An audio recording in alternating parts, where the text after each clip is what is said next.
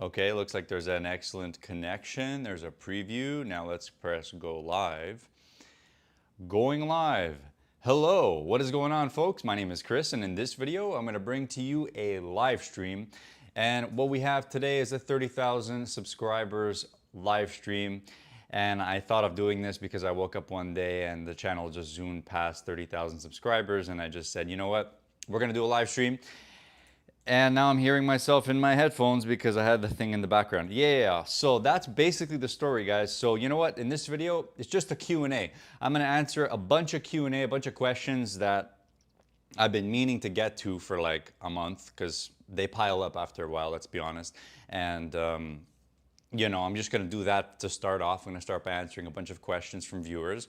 And if you are here, let me know that you're here in the chat. And if you have any specific questions that you want me to answer, definitely you're going to get the chance to get those answered right now. If at any time we lose connection during the stream, definitely stick around because it's probably just some sort of an internet bug or something like that, because, you know, stuff like that can happen. So I'm just going to make sure, you know, everything's going good. If you guys can hear me all right, and if the volume's all right, just let me know in the chat. Give me a signal or something. Okay, I want to see this. It does say on my end, encoding overloaded. Consider turning down video settings or using a faster encoding preset. Personally, I'm not sure really what that means, so maybe I'll just chill out. This whole streaming thing is not really my forte, and I'm totally accepting of that. Maybe I can lower the streaming bit rate to 8,000 and see if that helps, or maybe even 7,000. Yeah, so can you guys hear me all right and everything? Let me know if you guys can hear me. That would be perfect if you could do that. It says YouTube is not receiving enough video to maintain smooth streaming, as such viewers would experience buffering. Yeah, so, you know, just let me know if you can hear everything good. And yeah, we're going to transition here to this desktop look.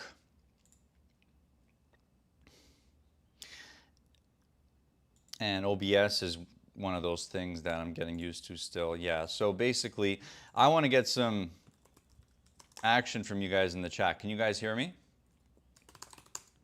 Can you guys hear? All right.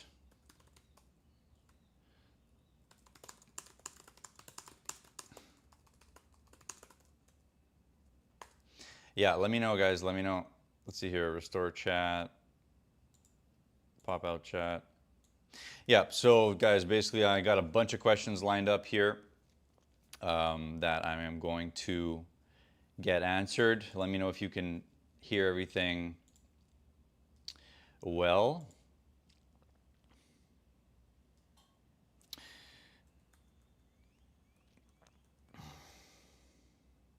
I'm not sure why I'm getting like a preview thing in OBS. It's kind of weird.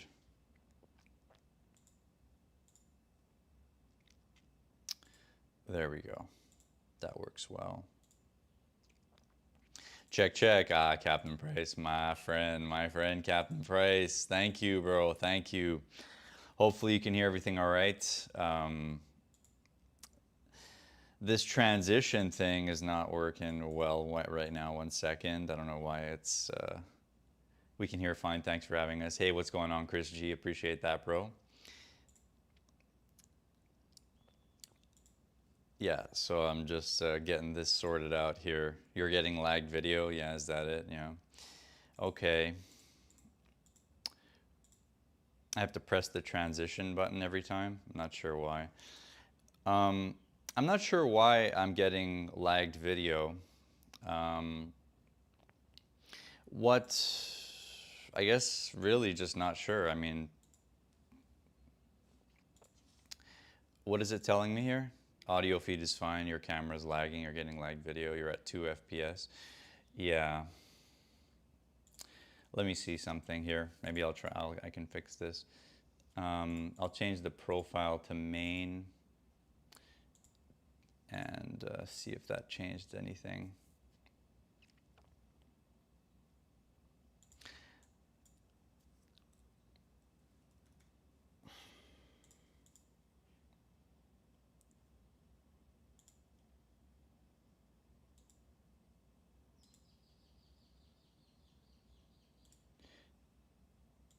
Yeah, how about now? Did it get better now? I'm just working on improving this year. Yeah, you couldn't play Counter-Strike at this thing. Yeah, I understand that totally. It still says encoding overloaded. Consider turning down video settings or faster encoding preset.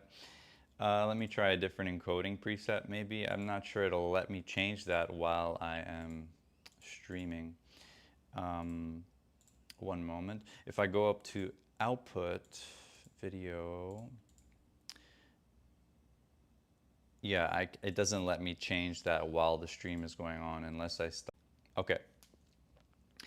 Okay, let me know if you guys can see this. I should be back. Hopefully the encoder, it says encoder overloaded again. Consider turning down video settings or using a faster encoding preset. Yeah, I guess it's the camera maybe. Not so sure. But yeah, can you, let's see. Crap. It says excellent connection. On YouTube it says excellent connection anyways. So yeah, let me know if you guys can hear everything good, if you can see everything good. It still says encoding overloaded anyways. Will be any giveaway? Yeah, there's going to be a giveaway. I'm going to give you guys a ton of answers to some questions that people have. So just stick around here for a minute. I just want to ensure that we have everything, you know, going clear and we have enough frames per second to keep this going here. It does say I have about 25 frames per second currently, so that seems to be okay. Can you guys hear me okay now? Is everything good? Let me know in the chat if you can hear everything good. That would be amazing if you could do that. Video drivers of Ubuntu's, yeah. You know what? You might be right, Captain, in some ways. I'm not using Ubuntu, but it's definitely a challenge to get things to work correctly all the time, every time on Linux. Hearing okay, video not really. Okay, the video is not. Okay, yeah, so let's see here. How about now? We got the full cam.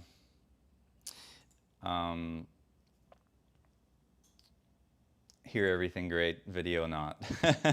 It says it's not receiving enough video to maintain the thing. I don't know why, to be honest. Don't know why. The encoder. It's the encoder I'm using, one of my graphics cards, which is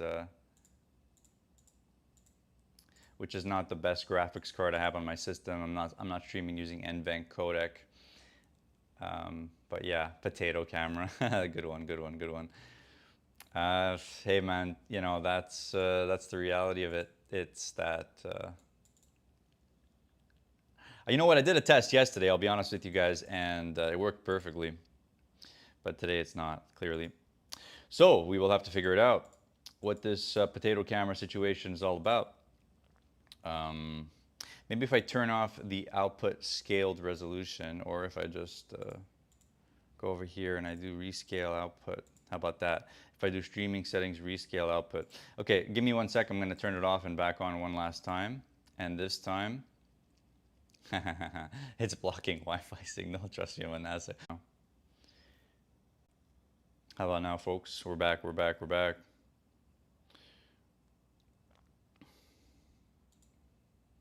Let's see here. Are we back? Are we back? We got something going here? I don't get overloaded or whatever? How about now? I think I may have fixed it. It says excellent connection. I'm not getting the error on OBS.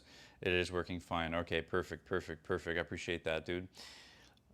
Yeah, so here we go. What's going on, folks? Let's restart the stream.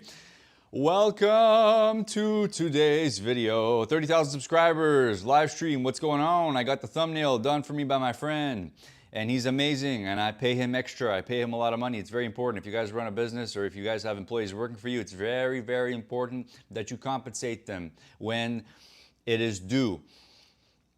And I can't really truly explain all of that, but basically what I mean is working with people is a different skill than working for yourself. So yeah. Okay, so let's get started. I have a few questions over here lined up in this text editor that I wanted to get to answering. Now, real quick, I'm going to go through the chat to see if anybody asked any questions here. And I don't think they did, so that's no problem. So the first question that I am going to be answering is, let's go see in this text editor and let's see. So, this person said, Basically, this right here, this comment right here, is why I continue to make YouTube videos. So the guy says, thank you so much for a great video. It saved me several hours of waiting for non-existent customer service. And the fact that whoever I would talk to would probably not even know all the information that you provided in your video. And then he says that he used to use Thinkorswim for years and it was complimentary on the platform. The data was complimentary on the platform. It's sad that they left Canada. And yeah, so, you know, really, guys, it's these types of comments that really keep me making videos. It's when I see things like that, that kind of, it's the fruits of my labor, basically, you know. Making videos, making tutorials and all that stuff, I've always had a knack for it, but it's really when you start to get some response from what you're doing that it gives you the fuel to the fire to keep doing it. You understand what I'm saying? And I just love doing it. It's just something that I really, truly enjoy. And I'll be continuing to do that for a while. I do have a few videos coming up for you guys. I have one video that's going to drop this week, and it's an interactive brokers related video because honestly, that's all that my channel responds to. I'll be honest with you guys, like that's the way YouTube works. You know, you get known for something and then you're bound to continue making videos with that one thing, and it's a curse as well as a blessing. And there's no other way to say that. That's just the way it is. They put you in a box, bro. You know what I'm saying? Let's see here. Good time surfing. SCAC 141. What's going on, man? He says, from your perspective, is there a market for Sierra Chart developers? I mean, building studies, etc. I would say there is. Yeah, I would say absolutely there is. But like anything, the more niche you go, the harder it is to find customers. Sierra Chart is an interesting little software. Like, I'm into the development side of it too, as you guys know if you follow my content. I don't necessarily write studies for people, although I have. Actually, I wrote a couple of studies for a couple of friends of mine, mostly just like that, not really commercial corporate jobs, but just like, you know, for my friends, just doing a bit of coding, working on my own skills and improving my coding skills doing so. But when you're talking about, is there a market for it? Really, I have no idea, man. Like, look, there's a lot of, I would say there is, personally. If I had to give you an answer, yeah, there is a market for it. People are, they're realizing that there's only a few softwares out there for trading that can give you that type of tick-by-tick data, and Sierra Chart's one of them. So yeah, there's definitely a market for it. You have to be good, though. You have to be very good, you know. And if I were you, I would follow in the footsteps of other developers that maintain open source repositories. I'm not going to mention any names, but it's very important that you show your work. Like, I see this all the time. Like, I came into my Telegram last week and he's like, hey guys, if anybody needs an automated trading system for interactive brokers, send me a DM. And I'm like, bro, like, do you have any open source repositories where we can look at and see your work? Because that's the number one thing. All the biggest companies in the world maintain open source repositories. That's the point of open source, is so people can see your work and so people can see that you mean business, that you know what you're doing. You know what I'm saying? So it's a big red flag if you're a developer and you don't have an open source repository that shares your work. Not that you're not credible, but if I had to choose between one that had an open source repository and one that didn't, I would definitely go with the one that did. You understand what I'm saying? Because when someone has an open source repository, it means that they've gone out of their way to share things publicly. And it means that they have other things that they're not sharing. You understand what I'm saying? So they're sharing certain things. They're saying, hey guys, check this out, example 1 to example 5. And then everything else is like, if you want the extras, then you gotta, you know, pay up, motherfucker. What's going on, Raspberry Pi? Hope you're doing well, bro. Yeah. Most developer trading view like Lux Algo? Yeah, never heard of it. I mean, yeah, I've heard of it, but I never used it. Yeah, what's poppin'? We're streaming on the CPU right here. Yeah. So I'm gonna basically, that was the question I was answering before. Good time surfing, yeah. If you guys have, go watch, after the stream, you guys are all gonna go watch that or the video I uploaded yesterday, which no one viewed because YouTube likes to shadow ban my videos whenever I talk about real shit, but it's all right. Actually, the reality is just no one cares, but that's all right. So yeah, so we're just chilling out here. We're gonna answer a few questions. Next question here was this. Hey Chris, would you please talk about base currency for Canadians And what he's talking about here is the base currency in your interactive brokers trading account. Is it fine if I change the base currency to US dollars? I realized I lost a lot of money being based on Canadian dollars. And my quick answer to that question is, yeah, it's perfectly fine if you change the base currency to USD. Just know that at the end of the year, they're going to send you tax statements in the base currency of your account, which will be US dollars, and it's going to be up to you to convert all of that back to the home currency of where you do your taxes. So that's one consideration you're going to have to make about that. But other than that, there's really no major problems with changing your base currency. In fact, I do it too. I keep my base currency in USD for the most part in accounts that I'm actively trading. And if I'm actively trading products in USD, I'm definitely keeping the base currency in USD. How's the mic quality? Can you guys hear the mic all right? Let me know how you guys hear that, because honestly, you're listening to the sound of a Rode wireless microphone, and I personally dig the sound of this mic. I'm very surprised by how good this thing sounds. I was listening to some audio examples trying to compare it against what I usually use, which I'm very impressed with what I usually use. I really enjoy the sound of that, but I think this mic sounds pretty damn good for my test. Let me know what you guys think of it. Can you guys hear any difference from usually what I'm using? Yeah, so in regards to base currency of your account, dude, yeah, you can change it to USD if you want. It's really not a problem. In fact, it'll probably make it a little bit easier. In regards to losing money being based on Canadian dollars, I'm not so sure about that. What I think it is just a lot more confusing. I don't know if you guys watched some of my margin videos on IB, but what's confusing about it is they give you your margin impact in your base currency, and the trading volume that you're seeing in your order confirmation window, like how much it costs to put on the trade, is in the currency of the product you're trading. So it gets confusing if you have a different base currency of the account. So I'd recommend changing that to the currency that you're going to be trading in, which is normally USD products. Yep. Next question was, this guy said, he actually left a comment on the community post that I made on YouTube. He says, congrats, mate, appreciate that. And he says, I would like to ask your opinion on which video channel have the best explanation and knowledge on different analytics like price action, market dynamics, or DOM. Now, I don't really know, but I can only give you the ones that I've used personally, the ones that I listened to in the past and the ones that I listen to currently. And I'm going to be 100% honest with you. I'm just going to tell you basically everything I've listened to in the past. So different analytics. So when I first started, I used to listen to a YouTube channel known as the Chart Guys. It was one guy running that channel. In most recent days, I don't listen to them as much. I find they became a little bit mainstream, and it's kind of very generic, basic technical analysis, like higher highs, higher lows, that type of stuff, which is okay for basic knowledge. But once it's easy to get past that and evolve past that pretty quickly. So once I started getting into order flow, John Grady was a big name for sure. So John Grady, another name for it is No BS Day Trading. That was one that I watched a lot, and he has some good examples of learning the DOM, reading the price action on the DOM, things like that. So yeah, John Grady definitely. Axia Futures is another name in the futures industry that's pretty good. They have some good examples of footprints, good technical futures examples. So I'll write these down for here.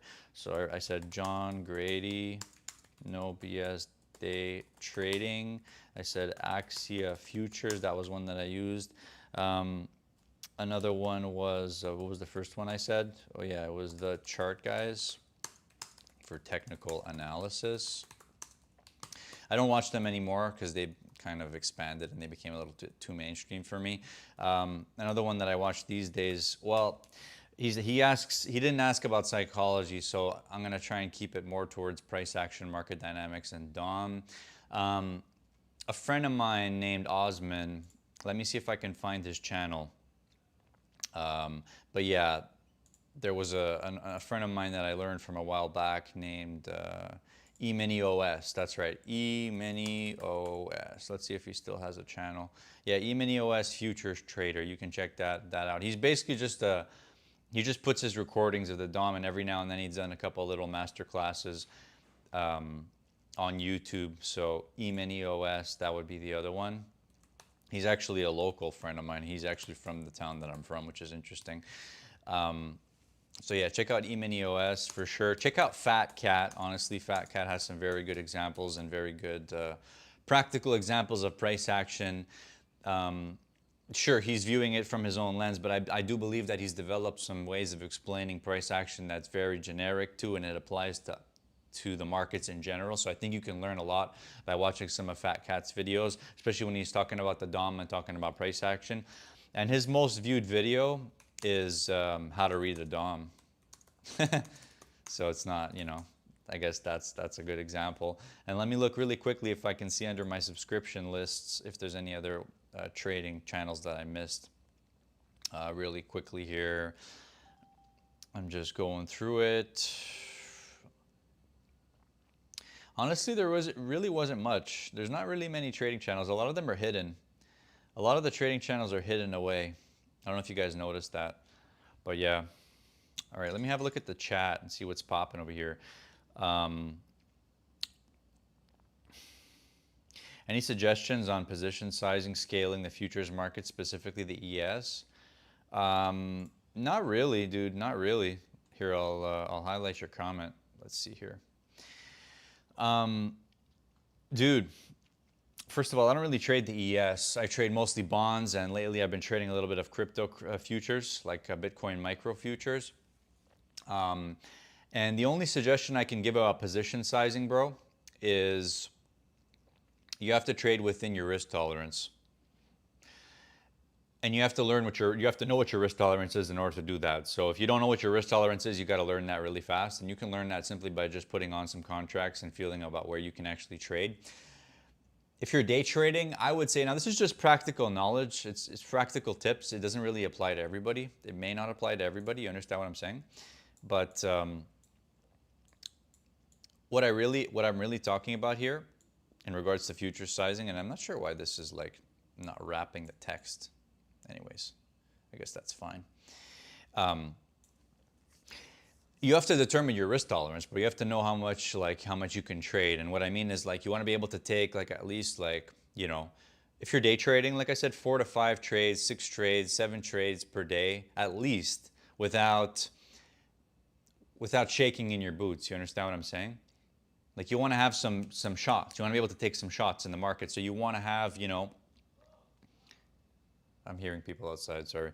Yeah, you want to have the ability to take some shots in the market, basically. So you can't just like use your whole bankroll on one trade unless you know exactly that's the trade that you've been waiting for, that you're going to use your bankroll on. But that's more advanced. If you're talking about beginner stuff, bro, like if you're talking about general position sizing, you need to be trading small for day trading. Like even if it's 1-2 contracts at a time. And position size scaling the futures market, yeah, I don't really know if he meant scalping or scaling in. So yeah, just mainly my answer to that question is just trade small, and you have to learn your risk tolerance and trade around your risk tolerance, and don't increase your trading size. Don't increase your trading size until you've reached a point where you're really ready to do that, and it's going to be beyond the point where you think you're ready to do it. You're going to have to, like, always the point where you feel like sizing up is normally wrong. That's what I've learned. You have to wait a lot longer. Unlike the simple position sizing, scaling in the Forex market for compounding an account, that is. I'm not sure what he meant. What's going on, Robotrix? I appreciate the emojis. What's going on, Kramer? What instruments are you trading nowadays? I think I answered that question. Mostly bonds, futures, and crypto futures a little bit. Let me see if I can show you. Cam with window capture. No window capture there. Come on, bring it up. Let's go. Why is it not showing up? There it is, Sierra Chart. There we go. Okay, so here's my analysis charts in Sierra Chart. As you can see, I have 2 chart books open, one of them for Bitcoin futures and Bitcoin on Binance, one of them for bonds. Maybe it looks like a big mess to you, but this is my analysis chart books. It's custom. But yeah, so you can see here we have daily charts for 30-year, 10-year, 5-year, and intraday charts for 30-year, 10-year, 5-year.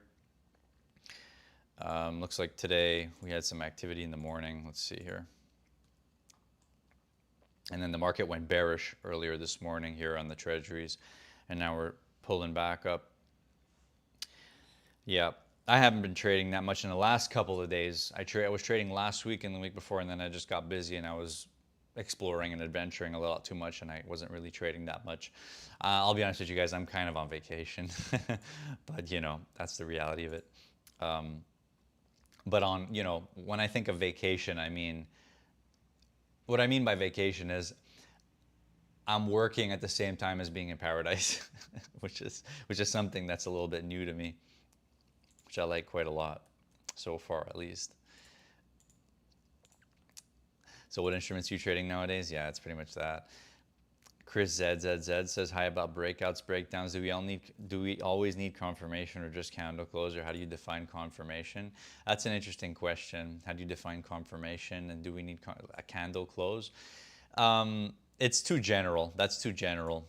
It's too simple. I think that when traders first learn about things like that, like a simple strategy, like a breakout, you may have watched like a few videos on YouTube about like a breakout strategy, breakout trading, that kind of stuff, and you look for the candle close. That might be one confirmation signal, but again, I believe it's too general. It's too general, bro. It's not enough information to really tip you off to anything. Now, for sure, I'm not going to degrade the fact that if you have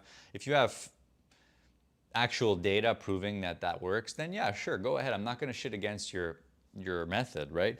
Some people have very rigid ways of thinking about the markets, and I personally believe that, you know, do whatever you want. I have my own ways of thinking about it. For me personally, a candle close confirmation is not enough. I need to see more about the volume. I want to see more about the pace of trade. I want more confluence with larger time frame participants.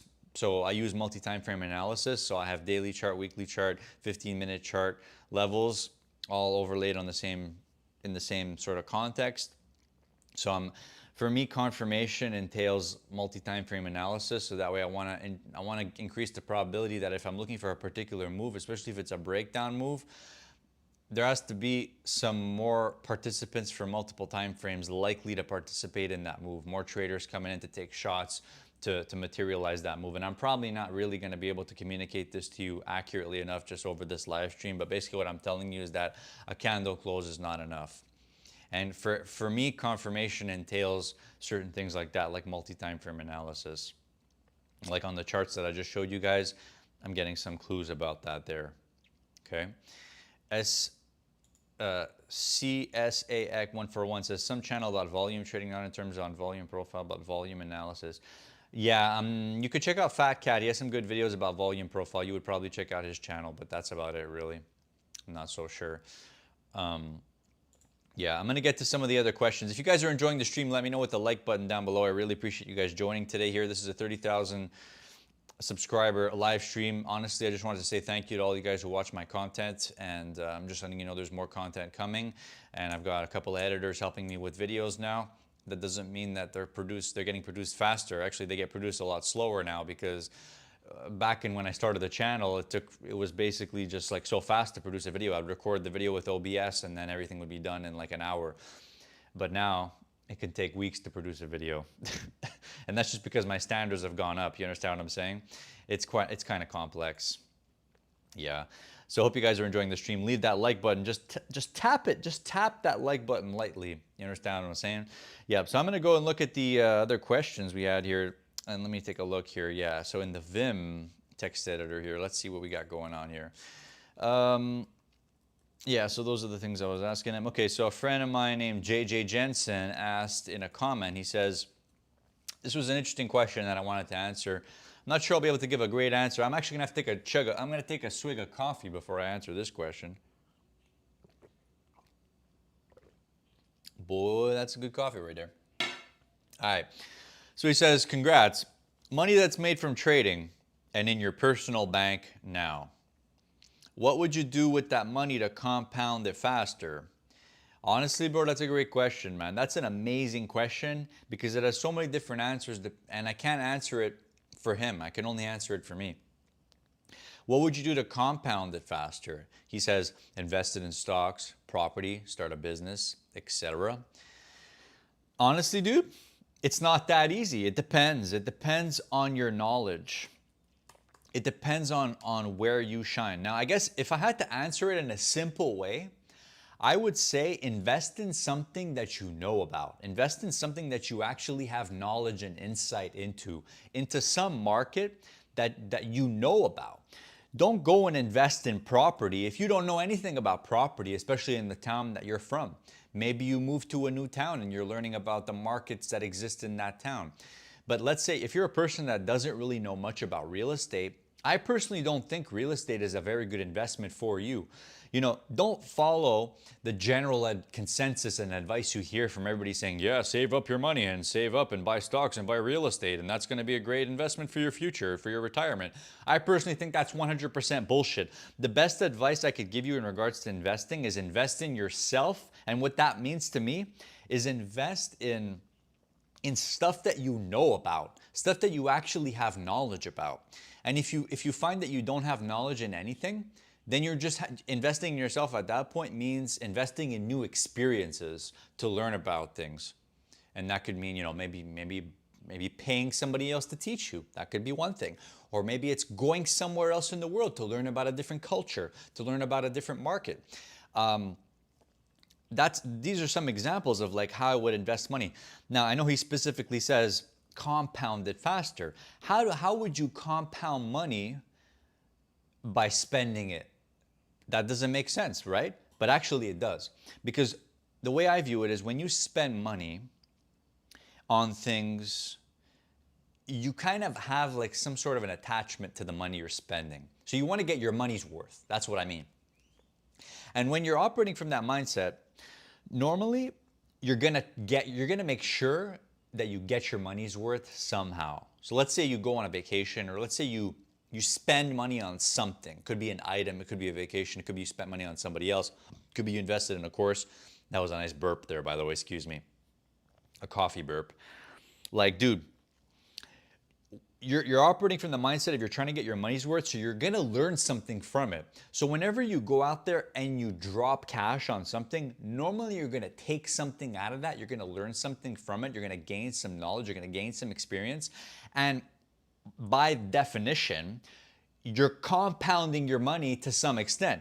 Maybe you're not making more money right away, but the knowledge that you gain from spending the money on whatever you spent it on is going to be used to make more money for you in the future. You understand what I'm saying? So that's how I view compounding, you know? And it literally, you could break this down on such a granular level that it's like you could literally spend money on almost anything and learn something from it, and learn something that's going to help you make more money in the future. Okay? Now, I'm not going to start giving you examples, but yeah, you guys understand what I'm saying. So dude, invest in stocks, invest in property, start a business. These things are super general to the point where it doesn't even apply. This is the level 1 advice. That's the level 1 advice right there.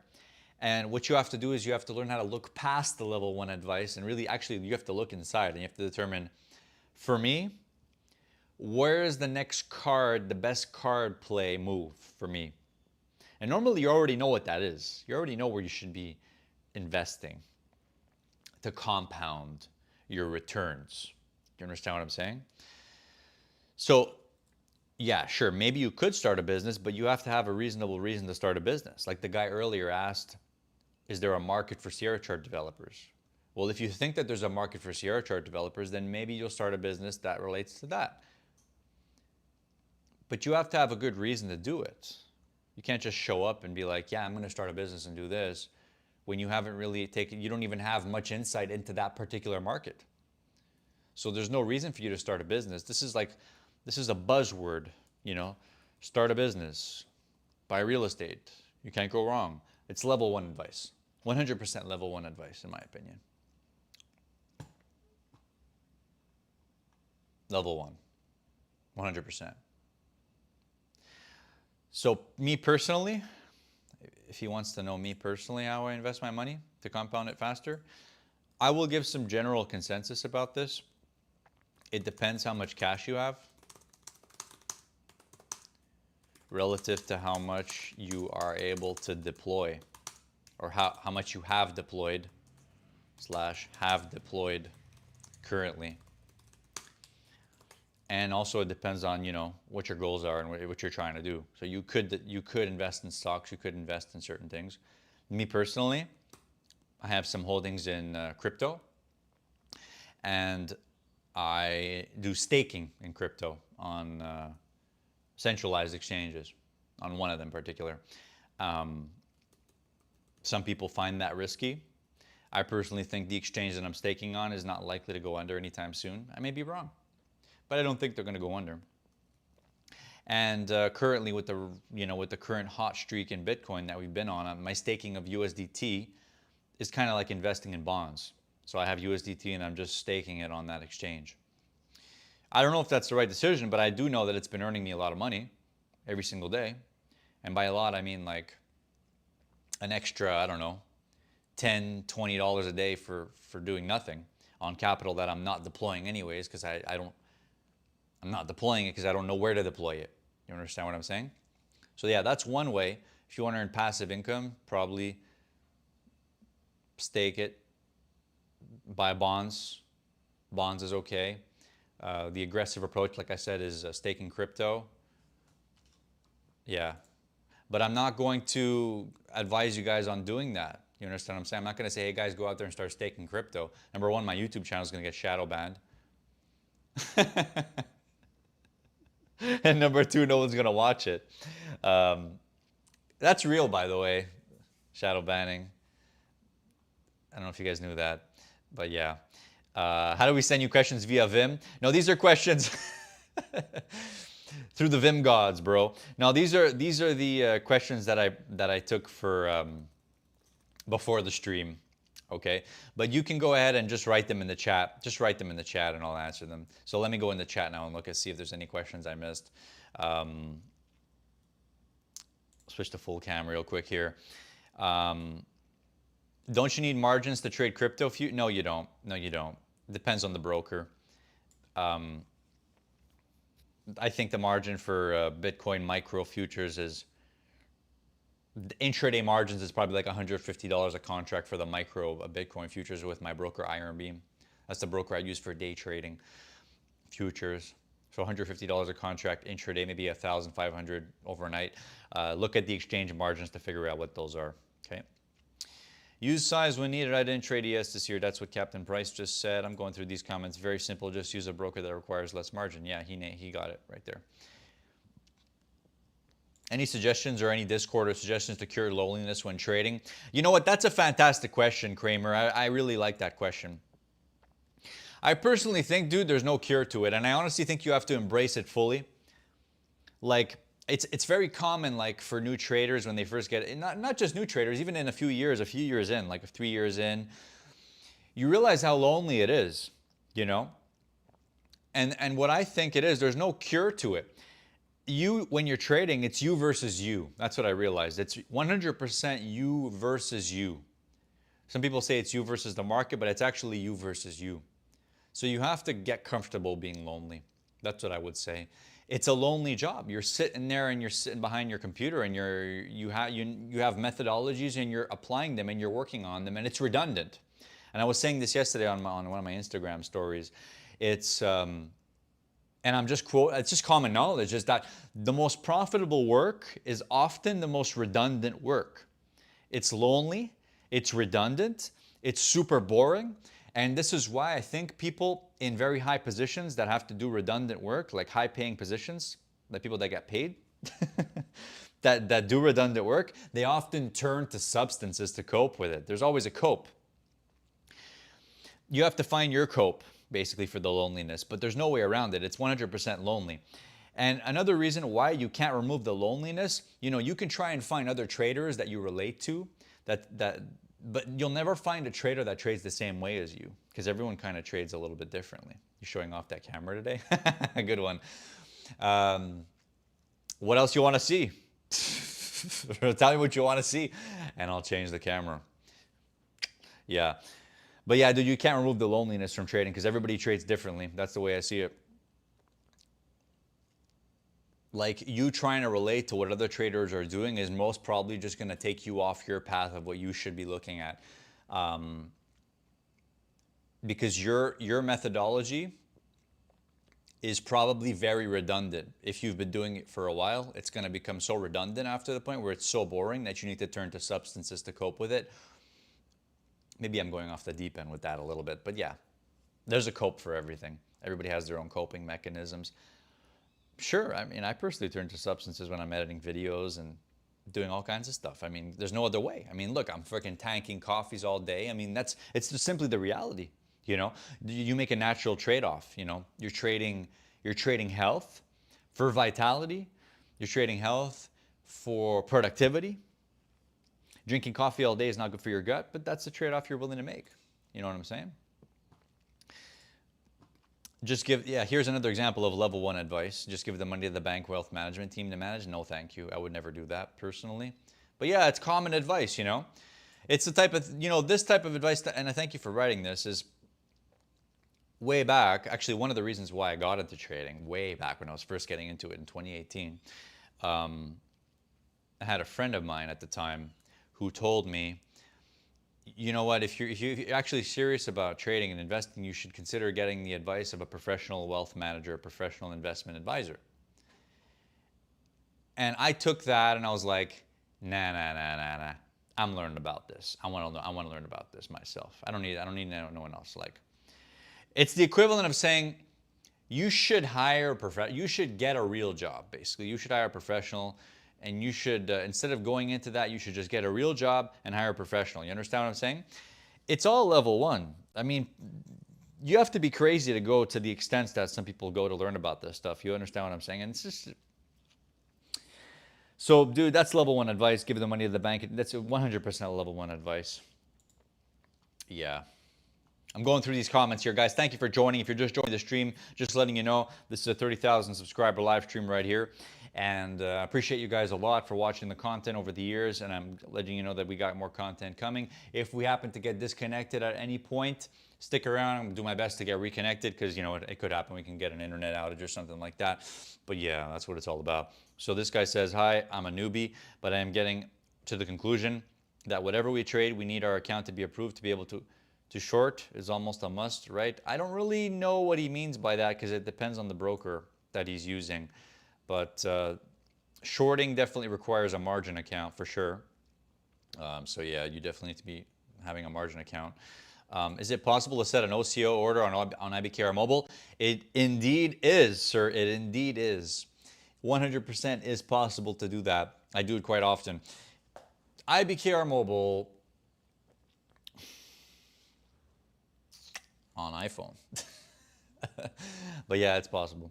How do we send you questions via Vim? That's funny. Yeah, appreciate that, Nick's Pizza. Congrats on 30K, well deserved. Complete beginning here, trying to get into trading, trying to learn TWS currently. Do you feel like your legacy TWS videos are still applicable? I 100% personally think that they are. Because TWS is a legacy software, it is 100% applicable to go and watch those old videos. 100%. And I said this in a new video that is not out yet, that a lot of you guys out there, I don't know how many people are watching the stream currently, but a lot of you guys out there are always gravitating towards the newest, shiniest thing. Oh, look at that, what's coming out. Wow, look at that. Look at this new software that's coming out. They offer this new feature that's gonna help me make more money. When in reality, 100% false. You know what's gonna make you money? Old, reliable, the most redundant possible friggin' work that you know how to do. That's what's gonna make you your money. And you're gonna be friggin' stoning your head doing it because it's so boring and redundant to do that work. But you know deep down that that's the work that pays you the bills. So 100% those legacy videos are applicable. I wrote it in the text editor earlier. It was, what did I write? I'll find it right here. I'm going to find it here, right here, right here. I'm going to drop some gold. These are the 2 golden tidbits right here that everybody, you need to understand. It's literally how the world works. Number 1 is that nobody wants to do real work and redundant work to solve redundant issues, redundant trading related issues.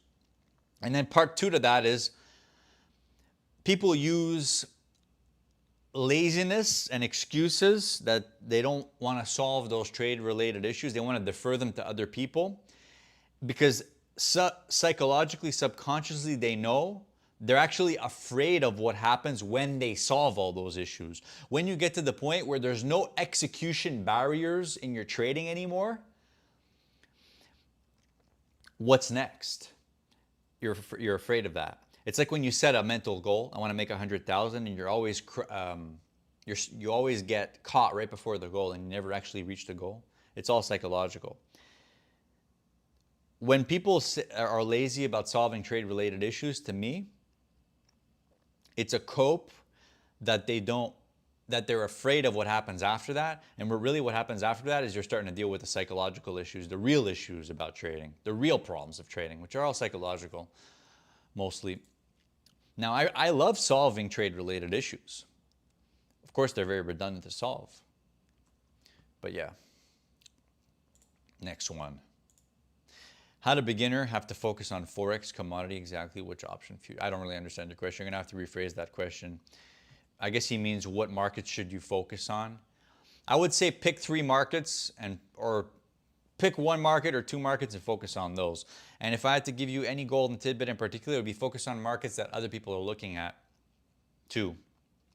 You don't want to be the sucker trading the market on your own against the algorithms and commodity traders that have been trading it for their entire lifetime. Don't do that. Trade markets that other people are trading. Learn from people's mistakes. Just watch people trade. Just show up in YouTube live streams. Watch how people trade. Watch the mistakes they make. Stick around long enough until you see people making mistakes. You're going to learn stuff. You have to look over people's shoulders to learn stuff. Showing off that camera? Indeed I am. Hello, does IBKR provide tick-by-tick data with their new desktop version? I can't seem to find that info anywhere. Thanks. What's up, Bruno? Appreciate you joining the stream today. So they have what's called historical time and sales data, which is available through their API. I was reading about that today. Although you mentioned their new desktop application, I wouldn't mess with that application yet personally. It's too new. I wouldn't do it. I'll stick with TWS. Look, maybe I'll change my mind in a couple of weeks or whatever. But dude, nah, I wouldn't mess with the new desktop application. I just wouldn't. It's not my thing. I thought you quit coffee because it makes you nervous. Nah, bro, that's impossible. Dude, there's copes for everything, bro. Coffee is my magic drug, bro. It's magic. Bro, coffee is 100% magic. And you guys know that very well. What are you hooked on? I would say coffee. Honestly, anything, bro. Well, okay. I went a bit on the deep end there. No, that's not true. That's not true. Not anything. That was Freedom Chris speaking. No, that's not true. No, I've actually never done any hard drugs ever in my life. Basically just weed. Wine, because I'm Italian. A lot of wine. Whiskey. I don't really like beer that much, but I'll drink a beer once in a while. Like 1 beer is okay. Like if you go to a spot where the drinks are really expensive, you get a beer normally, because it depends. It depends. Let's just say there's one place where I am over here where there's a lot of options, but the drinks are a bit high priced, so I'm not gonna go there and start tanking whiskeys at fucking $10 a shot. Like, it's a bit crazy. I'd rather just get a beer for like $5-6 and just chill and absorb the eye candy. Yeah, you know what I'm saying. Any expectations for Reddit IPO? No clue. We ain't falling for coffee. Now I'll tell you, I tank a shit ton of coffees. I'm slamming coffees pretty much all morning. I slam at least 3 coffees in the morning every single day, and sometimes in the evening too. It depends. Join a community so I won't feel lonely when trading. Nah, dude, you gotta absorb the loneliness, bro, Viper. You gotta absorb the loneliness. The loneliness is a natural part of trading. Like, you know, you're gonna drop in discords and all that. You're gonna listen to people trading. You're gonna listen to like these people saying, "Hey, bro, the market's gonna go up. I wish it pumps. Jerome Powell's gonna pump the market." People are just keyboard warriors, I call them, just typing away in the freaking Discord rooms, the Telegram rooms, whatever it is, man.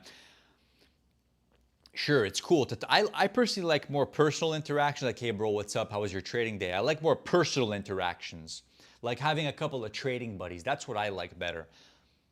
So I guess those Discord rooms, how I would use them is to like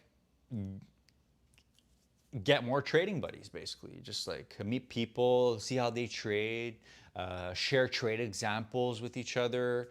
That's really the upside of it. That's the main upside of Discord rooms. But I wouldn't join the Discord room to show up in the morning and say, "Hey guys, what's up? Are you guys ready to trade today?" Nah, bro. Nah, it's not about that, bro. It's not about that. Trading is a very personal thing. Like, it's you versus you. And no one knows your method as well as you do. So there's no point in really sharing and say, hey guys, I think the market's going to go down today. I think it's so bearish right now. No one cares what you think. Only you know what you know. You know what you know. So you're best just keeping it to yourself. Trading is a lonely sport. It's very lonely. And people will always think you're crazy when you post trade ideas. If you post trade ideas that have good credibility, like if that have actual substance to them, that's the word I wanted to say. If you post trade ideas that have substance, you're always going to get backlash. Always. No, what are you talking about? The market's not bearish. No, the market's not bullish. No, you're forgetting about this fundamental analysis. You know what you know. Nobody knows what you know. That's what I personally believe. Go to my link. I'm on the Discord too. TWS chart suck ass. TPO is much better. TOS is much better. Whatever. If you buy land, you can't lose. I'm buying gold and silver. Yeah, I guess. I mean, sure. I mean, yeah. I mean, dude. If you buy land, yeah, because then you can just sell it. You can just sell the land to someone else. If you buy land, just be like, yo, you want to build a hotel? No problem, brother. Come buy my land. I'll give you a piece of my land, bro. I agree. There's certain things that's harder to lose. So, but I'm not going to start generalizing and saying that's what it is. But yeah, I just want to say thank you guys for joining the stream today. We currently have, I have no idea how many people. A lot. Let's just say we have a lot of people watching, which really it's really not at all. But yeah, if you haven't liked the stream so far, definitely press the like button. And I'm going to try my best to timestamp it so that way we, you know, have an idea of when I answered some of these questions. What's going on again, Robotrix? Thanks and congrats. By the way, I meant margin account. I don't have yet margin account. Yeah, you have to apply for that for sure. I'm still confused on how to do OCO on IBKR mobile. Could you please show it or tell of which your videos I watched? Thanks. Viper Effects. Yes, there is a video that shows how to do that. I'm pretty sure you can just find a video that shows that if you just search for IBKR mobile bracket orders or IBKR mobile tutorial, and you will find a video that shows how to do that. I have an older video on IBKR mobile. You can probably find that one if you do a search. Yeah, and yo, that's it, dude. Maybe I'll make a new video on it. I'll check it out. Staking on Chain S. Staking direct on Chain S, yeah, so. There's some cool features like Lattice View, which lets you see the volume of order flow. I'm going to have a look at it eventually. I know he's talking about the new desktop app. I drink 3 liters of coffee and 3 espressos. Yeah, now you're talking, bro. Now you're talking, bro. Now you're talking. My man knows right here. My man knows. Kramer asked the question, are you able to program an app that tracks open interest changes daily for each strikes, for all expiration, for SPX, for example? How would you go about doing it? Am I able to? I think anything is possible. How you would go about doing it? The first thing is you would have to find a reasonable or reliable way of obtaining that data. I'm not sure if Interactive Brokers provides the open interest data through their API for options contracts. I'd have to have a look. And he says specifically open interest changes daily. So what you would need to determine is if you can obtain the historical open interest data, which I'm not sure if it is available through their API. If you can obtain this data, then it would be possible to write an app that can track the changes. And I could do that. Not that I want to do it. I'll be honest with you. But anything is possible with enough grit, with enough dedication, with enough determination. And if the programmer believes it's worth doing, and if they have enough grit and interest in the project, then I believe that any programmer can accomplish it. Robotric says, I love to be alone. I am paraplegic and have no choice, but you are the best. You are your best company. Agreed, sir. Well said. Hello, Titus. Welcome to the stream. He says, hey, Chris, how long time you learn trading till you become profitable. I guess it's different for everybody. Me personally, I would say about 5 years, bro. 5 years until I really started to grasp a certain methodology. I'm still not at the point where I've been able to execute my methodology consistently on a consistent enough basis where it generates me a big enough income that's worth it. The reason mostly for that is because I'm so busy making videos and living life that trading is mostly secondary. I'll be honest with you, trading is mostly secondary for me. But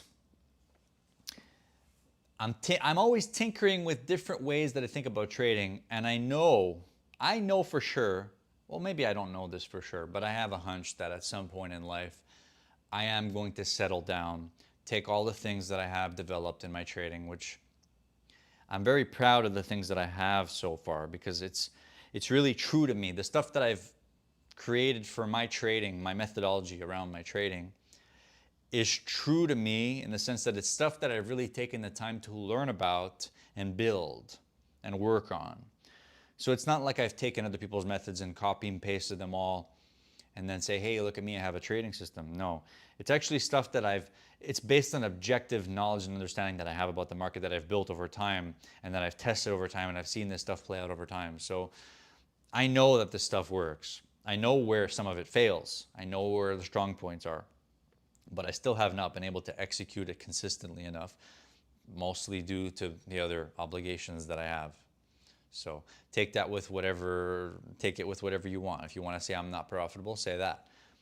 But I've always been 100% transparent with you guys, and I've never really said it in any video that trading is my main source of income, because it's really, really not. You know, YouTube pays the bills, bro. I gotta say it. Pays big money. Let's see here. I counted 7 cop cars already when going to the grocery store. I guess some shit hit the fan, dude. You know what we're going to do? We're going to put some low copyright music right here. We're going to go into copyright-free music, and hopefully it's copyright-free. And we're just going to shuffle this playlist until we find something that's good. Let's see here. Play. Letting you know this is a Q&A stream, so you can pretty much ask any question you want. And I will decide whether I want to answer it or not. So yeah.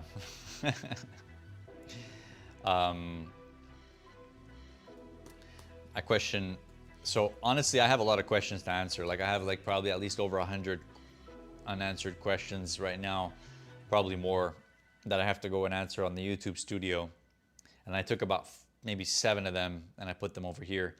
So just letting you know, if you guys have questions, like open questions that you haven't gotten answered on my channel, just letting you know I will answer them eventually. I just can't do everything at once, you know. Can only do one thing at a time. So somebody asked a question saying, do it have crypto BTC USD footprint charts for free? Also want like Sierra Charts structure. Can I get it for free? So this person really emphasizes that they want it for free. So yeah, you can get BTC charts on Sierra Charts, yes. It's not free. You need to purchase a Sierra Chart service package to make Sierra Chart work with the footprints. And then if you need a chart book template, you can use one of my chart book templates that I have. I'm gonna put a link in my video descriptions that have a few chart book templates, but there's a video I'm working on. Give it about 2 weeks, maybe 2 or 3 weeks, guys. I'm gonna put a video showing how to replicate my chart DOM in Sierra Chart. I actually already made that video, but I have to re-record it because I have such high standards that that video ended up becoming unusable. But yeah, I'm gonna make a video showing how to replicate my chart DOMs in Sierra Chart, and along with that video, I'm gonna provide some chart books, basically, which are going to make it easier for people to set up footprints and stuff. What's the difference between Book Trader and Market Depth in the TWS software by Interactive Brokers? The Book Trader is like a DOM. It's a depth of market that you can actually place orders on. And Market Depth is a level 2 for stocks type of window. That's the difference. That's a major difference right there. I also have a Telegram group, guys. If you have questions, you can Just so looking at a message there. There's a Telegram group over here where you guys can join and ask questions. I'm going to post this one in the chat right here. You can join our Telegram, and also there's a channel which would be t.me/VerrilloTrading without the underscore group thing, and that would be the channel itself. Just letting you know that there's only one official channel and one official group on Telegram, and that's t.me/VerrilloTrading. This is the channel, and t.me/VerrilloTrading_group, and then that's a subtopic item there, 1277, but really it's just underscore group. There's lots of imposters all over the internet for content creators, so just letting you know that I will never contact you saying, you know, buy my crypto thing or buy my course or whatever. I'll never ever. That one last time, and then wrap up the stream. If you guys just joined, welcome. This guy has asked a pretty good question. He says, do I need to buy data for both Interactive Brokers and Sierra Chart? The answer to that is no, but it depends. He says, I only trade the ES SP 500 futures.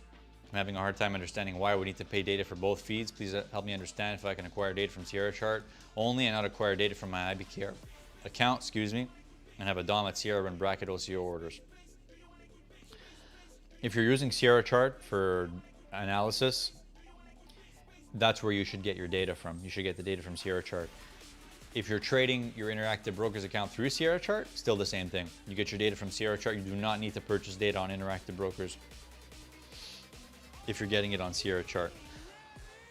Try as hard as possible not to buy your data twice. Okay, and if you had to choose one, get it on Sierra Chart if they have it, because it's much better. It's tick by tick data. It's 100% accurate. Bid volume, ask volume, as it's provided from the exchange. Last question I had in my Vim file here is, hi Verrillo, I want to learn codage for futures trading markets, for trading futures markets.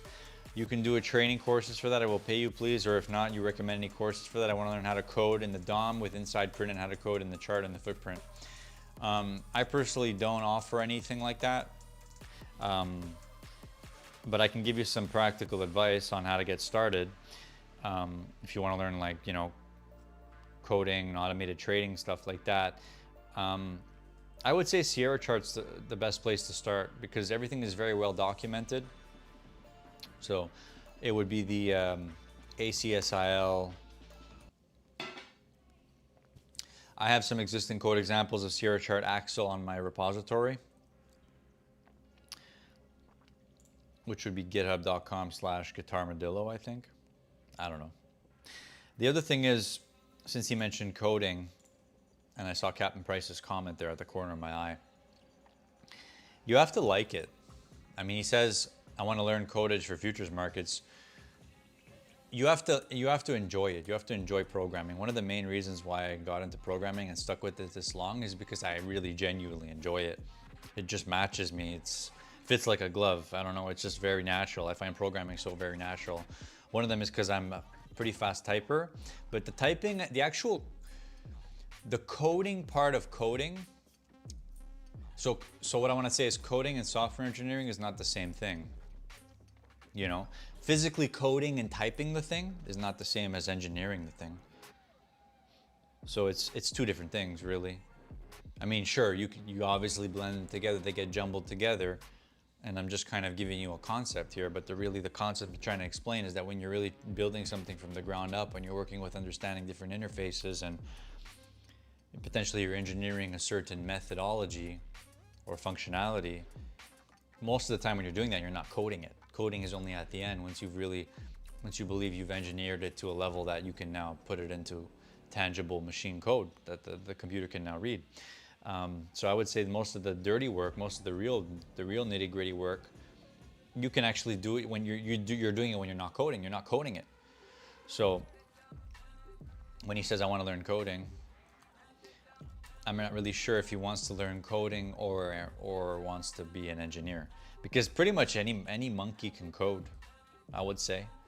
Like, I can tell someone what to code and they can code as long as they have a general understanding of the interfaces that I'm working with. but really engineering something that's redundant, that has multiple layers of redundancy, and that's solid and simple, easy to work with, easy to maintain, easy to build upon, easy to scale. That's a lot harder than coding itself, because that's where the real thought happens, you know? And that's how I view it. So that was the last question I had. So let's see if you guys wrote any other comments. If not, I'm out. Let's see. How come the Telegram link's not on the YouTube? Yeah, dude, because they shadow ban it, that's why. Maintenance margin equals unlendable mandatory collateral. Yeah. Yeah, that's a good way of putting it. It's basically how much capital you're forced to maintain in the account currently. So if you have $100,000 net liquidity and your maintenance margin is $30,000, it means that you can pull out up to $70,000 out of the account with a little bit of a cushion, I would say. And they won't margin call you. But if your positions drop against you and your net liquidity drops below 30,000, which is your maintenance margin, that's when you get margin called, because your excess liquidity is negative at that point. Sebastian Reed, I know you asked this question before. Can you show me how to get approved for options? No, man, I don't really know. It might be different in your country. But basically what you need to do is you go to your account settings, you go to your account control panel in Interactive Brokers. I'm assuming you're using Interactive Brokers. And you go to your trading permissions, and you have to enable the trading permissions for options trading. That's how you would do it. Okay. And they may make you do things that are stable and solid and that you can build upon. And I truly believe that's where the heart of software engineering lies. That's where the fun part about it lies, you know. You can't ask ChatGPT to, well, sure, you can. You can get ChatGPT to do anything for you, but this whole AI thing is just a big buzzword that means absolutely nothing, in my opinion. And this music is just insane. It sounds like we're at some kind of a fucking alien dance party. I'm gonna change it. I would have gotten better grades in school if there was ChatGPT. Yeah, that's funny. That's funny. Hey, what's going on, Lavender? Welcome to the stream. ChatGPT says, ChatGPT is great for generic coding, but it really sucks at anything actual related. It just throws out wild guesses. Yeah, it definitely can throw out wild guesses if you ask it something it doesn't know about. No, I wouldn't ask it anything related to any particular functionality, any particular library, actually. Like if you're working with, because this is the way it works. I mean, you get involved with certain interfaces, like I use FLTK for graphical user interface programming. I am definitely not going to ask ChatGPT to help me program in FLTK, because what I need to do is study the documentation of FLTK, because all the information is there. You have working examples already. There's a few working examples, and then after that, it's all up to you to just do it yourself. What you use ChatGPT for, again, this is going to be my, if I had to give any golden tidbit about how to use ChatGPT to help you program, it's use it to help solve little algorithmic problems, little annoying algorithmic problems that you may have, like how to get a date time, how to convert a date time variable into a time since epoch variable, how to convert types into other types in an efficient format. Little coding related questions, language related questions. It's a language model. You use it to help you solve language related problems or little algorithmic related problems. Do never use it to help you using like function templates or how to code in a specific, how to use a function template from a specific library. Don't use it to help you write classes that you're going to use that are derived from other objects. Don't use it only for those specific things. That's what I would say. Let's go, cheese boy. He's putting cheese emojis in the chat. Do other chatbot have same issue? Yes. Don't use a chatbot to help you engineer real world items. If you think that you can use a chatbot to help you build a rocket ship, you're going down the wrong path, my friend.